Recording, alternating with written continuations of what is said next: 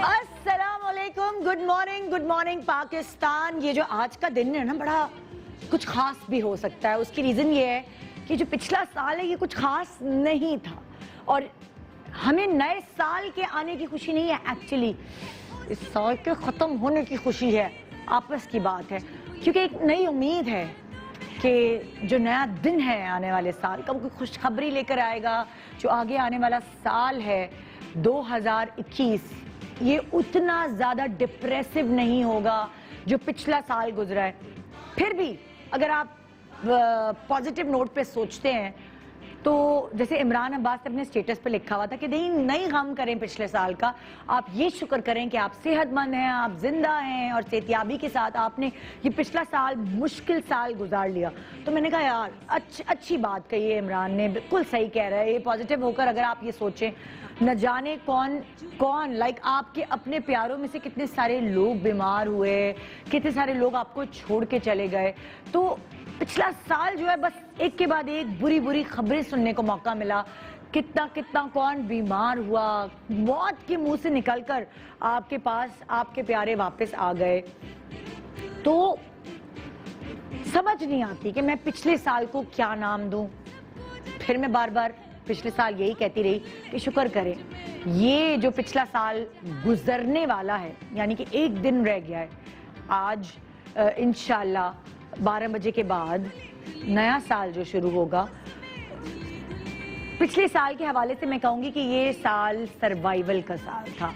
Survive कर गए आप इस साल को। बड़े कुड़े भी, बड़े दुख भी उठाए, फाइनेंशियली भी, फिजिकली भी, इमोशनली भी। खौफ, डर, हर वक्त यही समाये रहना, पता नहीं किसको हाथ लगा लिया, पता नहीं क्या होगा इसको हाथ लगाने से। वो खांसी हो रही है, एक थोड़ी सी छींक और खांसी से आपको ये फील होता, नाक बंद होने से आपको खुशबू या बदबू ना आने से ये फील होता, ओहो कोरोना तो नहीं हो गया। बहुत सारे लोग कोरोना के टेस्ट से ही डरते रहे कि टेस्ट कैसे कराएं, और अज्यूम कर लिया कि नहीं हमें ये सिम्टम्स हो रहे हैं, हमें कोरोना हुआ होगा, और क्वारंटीन कर गए 14 दिन। फिर बाद में कोई कोरोना निकला तो कहने लगे ओहो हमें तो 2 दफा कोरोना हुआ है। बहुत सारी चीजें भुगती हैं हमने इस पिछले साल, मगर बहुत सारी चीजें सीखी भी हैं। बहुत तहम्मुल भी आया अंदर, बहुत पेशेंस भी आया। जो एक लाइफ ऐसे नहीं, हम जॉगिंग कर रहे थे, हम फास्ट भाग रहे थे, ये कर लो वो कर लो वो कर लो वो कर लो ये कर लो ये। थोड़ा धक्का लगा है हमें, और हम थोड़े से अपनी जगहों पे थोड़े खड़े हुए हैं कि रुक जाओ भाई, आगे क्या कदम बढ़ाना है ये सोचो। अब मैं आ गई उस चीज पर, चाहे दुनिया में कुछ भी हो रहा हो, जंगें हो रही हो, जलजले आ रहे हो, सैलाब आ रहा हो, एक चीज है जो नहीं रुकती, जो होती रहती है, और वो बाबा आदम के जमाने से हो रही है। यानी कि आप रिश्ता या इज़्दवाज में बनते हैं, फिर फैमिली आगे बढ़ती है, बच्चे होते हैं, फिर जनरेशन आगे बढ़ती है। आपको पता है आजकल क्या हो गया? 2 किस्म के लोग आपके इर्द गिर्द आपको नजर आ रहे हैं। एक वो जिनको आप शादी का बोलते हैं तो उनको अंदर से कोई झुरझुरी महसूस होती है, और वो आपसे कट जाते हैं, दूर हो जाते हैं। शादी नहीं करनी। क्यों नहीं करनी? शादी इसलिए नहीं करनी कि उनके इर्द गिर्द कुछ ऐसी एग्जाम्पल्स हैं जिसकी वजह से उन्हें लगता है कि शादी करके हमने जिंदगी को अपनी बर्बाद नहीं कर लेना, और इसीलिए वो इम्प्रेशन जो उनके दिमाग पे कायम हुआ है अपने इर्द गिर्द के माहौल को मद्देनजर रखते हुए, उसकी वजह से वो शादी जैसे बंधन में बनने से बिल्कुल गुरेज करते हैं, और बहुत ही मजबूरी जब होती है जब जाके शादी करते हैं। और कुछ लोग ऐसे हैं, ओए होए इस इंतजार में बड़ी बहन की हो जाए, फिर मेरी हो जाए, या बड़े भाई की हो जाए, फिर मेरा नंबर आए। मतलब कि वो तो बस माँ बाप के कहने के इंतजार में या उनके पीछे ही पड़े होता, हमारी शादी करा दो, हमारी शादी करा दो।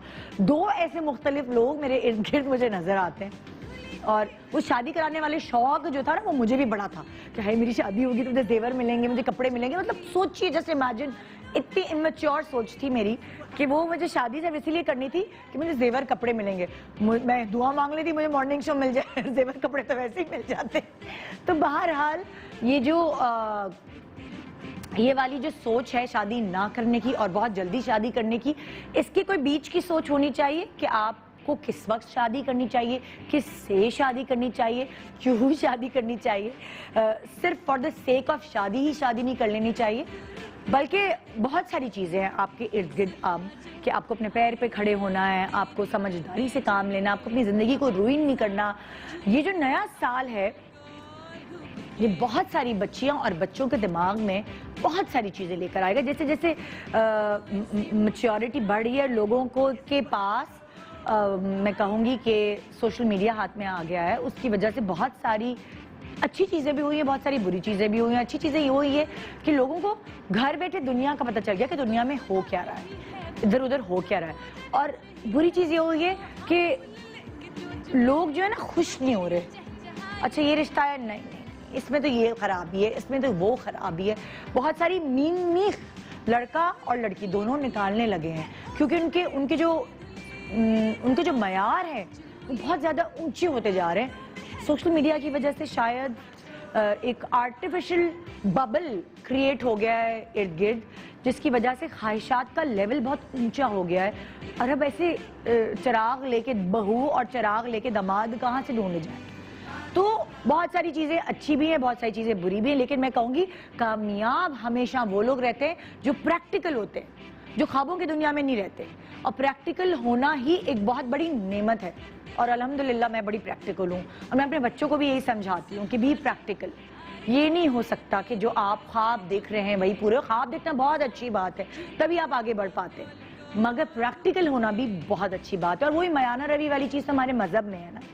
تو جناب آج میں آپ کو یہ صرف کہہ کر سمجھانے نہیں والی, میں آپ کو دکھا کر سمجھانے والی ہوں کہ نئے کپلز کیا سوچتے ہیں اپنی نئی زندگی کے بارے میں, اور پرانے کپلز جن کی شادی کو عرصے گزر گئے, مطلب سال گزر گئے, وہ کیا سوچتے ہیں, کیسے زندگی گزارنی چاہیے ایز اے کپل. تو یہ دو رشتے, جو دو ٹائم کے لوگ آپ کو آج بڑی مستی سے, بڑے مذاق سے, بڑے لائٹ موڈ میں آپ کو نصیحت کریں گے. یہ نصیحت نہیں کہوں گی میں, یہ ایک شو ہے جو انٹرٹیننگ شو بھی ہوگا, ایک مزیدار شو بھی ہوگا, لیکن بہت ساری پتے کی باتیں بھی آپ کو کہہ جائے گا. سال کا آخری دن ہے, اس کو اچھی سے گزار لیں, اور پھر انشاءاللہ اس دعا کے ساتھ نئے سال کی شروعات کریں کہ آپ کا یہ آنے والا سال آپ کے لیے, آپ کے ملک کے لیے, آپ کے پیاروں کے لیے, سب کے لیے بہت اچھا ہونے والا ہے. گڈ مارننگ پاکستان, آپ کو ایڈوانس میں ہیپی نیو ایئر, نیا سال مبارک.